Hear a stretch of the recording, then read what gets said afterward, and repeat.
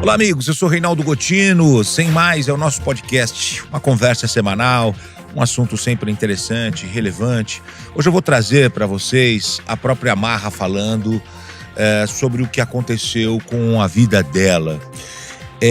Você já ouviu falar em Apátrida? Eu achei esse tema muito interessante e a história de Marra é uma história que mexeu muito comigo, porque Marra Bom, primeiro é melhor a gente começar contando a história sobre os pais de Marra. Eles se conheceram, se apaixonaram e resolveram se casar. Mas eles não podiam se casar porque no país que eles vivem, isso não é possível quando se tem religiões diferentes. A moça muçulmana se apaixonou por um homem cristão. E eles resolveram dar continuidade a esse relacionamento e tiveram que sair da Síria e foram para o Líbano. Lá no Líbano, eles seguiram o relacionamento, se casaram, tiveram filhos. Só que a documentação dos filhos não foi possível, porque a documentação ela não é pelo território que você nasce, mas sim pelo sangue. Só que eles não foram casados no próprio país e o próprio país não faz o reconhecimento. Então os filhos cresceram e não puderam ser registrados. Eles tiveram 3 filhos, Marra, mais 2 irmãos. E quando eles crescem sem documentos, nós temos um problema. Eles não têm uma nação, embora eles morem em um lugar. E a vida fica muito difícil. O medo de ser parado pela polícia, você não tem registro para ir ao médico. E Marra é esta moça que você vai conhecer hoje aqui nesse nosso podcast. Ela passa por tudo isso junto com os irmãos, até que a mãe consegue um lugar para eles estudarem. Os filhos estudam numa escola armênia, a escola que permitiu que eles fossem registrados ali mesmo sem a documentação, e todos eles se dedicam aos estudos, todos eles começam a crescer mesmo sem ter um RG, um CPF, um passaporte. Só que Marra começa a se destacar nas suas atividades, vai jogar basquete, é convidada inclusive para participar do time, da seleção ali, só que ela não tem documento e isso vai atrapalhando a vida dela. E ela começa a mandar cartas para embaixadas, ela começa a mandar cartas para os países, quem pode recebê-los. Para você ter uma ideia, o sonho dela era se tornar uma refugiada, porque muitos países recebem refugiados e os consideram, registram essas pessoas e elas passam a ter documentos.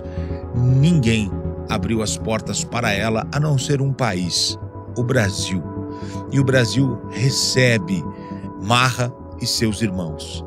Os 3 vão morar em Minas. Uma família chamada Família Fagundes recebe esses 3 jovens. Mesmo sendo uma família humilde, eles abrem as portas da própria casa e um espaço que eles tinham em cima, eles transformam num quarto para que esses irmãos possam viver. E aqui eles começam uma nova vida, ainda sem documentos. Para você ter uma ideia, Marra, estudando nesta escola armênia, lá no Líbano, o que ela faz? Ela se forma na faculdade, ela faz cursos, ela se torna uma pessoa muito estudada, falando 4 idiomas.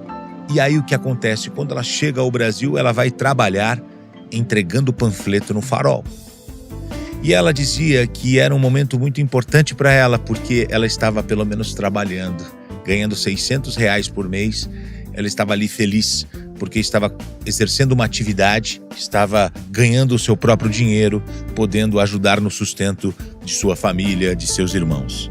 O que chama a atenção é que os anos vão se passando, isso aconteceu em 2014, os anos vão se passando, e quando estoura a guerra da Síria, e o Brasil cria esse espaço para receber refugiados, o Brasil começa a considerar a possibilidade de registrar esses novos brasileiros.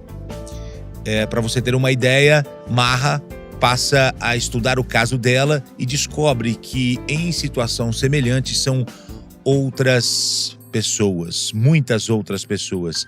10 milhões de pessoas vivendo no mundo na mesma situação que Maha. E a Maha continua a sua luta até que uma tragédia acontece. O irmão de Maha sofre uma tentativa de assalto e acaba sendo morto por criminosos. Maha perde o irmão Ed. Ed, que estava com ela nesta luta, que estava com ela nessa batalha, é morto. Dias depois, chega a certidão de óbito. É o primeiro documento desta família. É o primeiro documento desses irmãos. E aquele momento de tristeza, aquele momento de sofrimento, aquele momento de luto, também tem um símbolo muito grande, um simbolismo muito grande, porque é o primeiro documento que os irmãos recebem. E eles passam a perceber que já estavam sendo reconhecidos, que eles estavam passando a pertencer a um lugar. São os novos brasileiros. E aquela certidão de óbito, ela tinha tristeza, dor, sofrimento e luto, mas ela também significava o início de uma conquista, de uma vitória, que Ed não vai ver, mas Maha vai conseguir levar adiante juntamente com sua irmã. E o que acontece meses depois, eles conseguem a documentação e Maha finalmente consegue o seu primeiro passaporte. E ela vai poder viajar e ela vai poder mostrar para as pessoas de onde ela é, a que lugar ela pertence. Maha fala com a gente. Vamos ouvir um pouco da história de Maha Mamo. Olá, meu conterrâneo Gotino.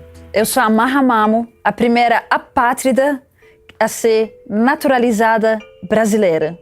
Na Síria, o casamento interreligioso entre muçulmano e cristão não é aceitável. Eu nasci no Líbano. Você é considerada libanês somente se seu pai é libanês. Meu pai era sírio. A minha mãe também. A minha mãe teve que ir de uma escola para outra, até conseguir pedir favor para uma escola armênia deixar a gente estudar.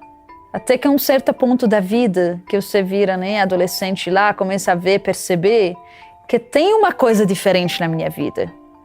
O momento que mais me marcou para não ter nacionalidade foi quando eu acabei minha escola, estava com notas muito boas, e chegou o momento para escolher qual faculdade, qual universidade eu queria ir. Eu queria muito estudar medicina. Aí a pessoa que estava lá, administrativo, da administração, olhando os documentos assim, olhou para mim, olhou para os documentos, pegou os documentos e na frente de todos os outros alunos simplesmente jogou na minha cara, falou, sai fora. Você está aqui brincando, aqui uma universidade, respeitosa. Se você é libanesa, você consegue estudar, se você é síria, consegue estudar. Quem é você? Cadê seu documento? Fui buscando uma universidade, uma atrás de outra, até conseguir uma que me aceitou, com favor, estudei sistema de informação, fiz meu mestrado em administração, não o que eu queria, mas o que eu podia naquele momento. Eu não sentia que eu pertencia naquele lugar legalmente. Tinha família, tinha amigos, tinha trabalho, mas eu não tinha os documentos que me permitem meus direitos básicos como ser humano. Então tudo isso era a conjunção de muitas coisas que para mim falou, chega, agora é o momento de agir, agora é o momento de tentar mudar essa realidade, tentar existir realmente e tentar pertencer para qualquer país. Comecei a mandar cartas para todas as embaixadas do mundo inteiro pedindo ajuda. Em 2014, o Brasil abriu as portas para os refugiados sírios. A Embaixada do Brasil em Beirute me deu um documento de viagem que me permite sair do Líbano e entrar no Brasil. A nossa chegada no Brasil foi maravilhosa para nós e foi muito fundamental para saber que podemos contar com alguém. Minha mãe e meu pai ficaram no Líbano. Só eu, minha irmã e meu irmão chegamos. Eu achei o Brasil fantástico. Em maio de 2016, eu, minha irmã e meu irmão fomos aceitos como refugiados. Conseguimos nosso primeiro documento de 5 anos sem ninguém mexer com a gente, conseguimos ficar aqui no país. Depois de 1 mês de conseguir o refúgio, eu perdi meu irmão. O Brasil deu para meu irmão a dignidade mínima de um ser humano que ele conseguiu ter, pelo fato que ele foi refugiado, o certidão de óbito.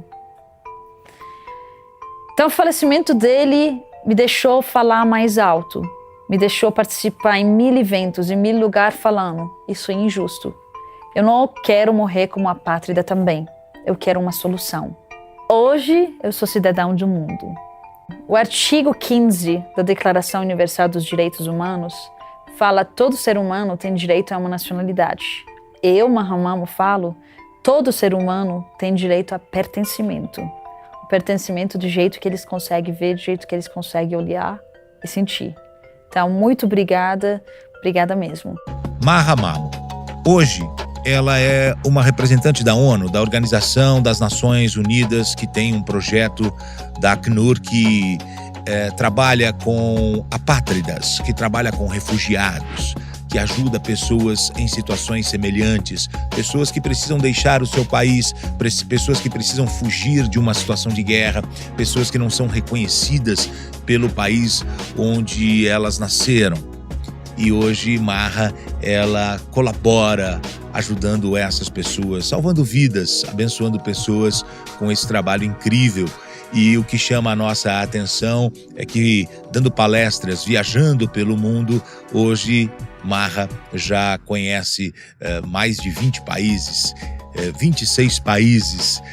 Ela já rodou pelo mundo, levando a sua mensagem, levando a sua palavra, levando aquilo que ela acredita que os países precisam mudar as suas regras, mudar as suas leis e reconhecer pessoas, oferecer uma documentação para essa pessoa que nasce, para que ela possa, pelo menos, pertencer a esse lugar e seguir uma vida com o mínimo de dignidade.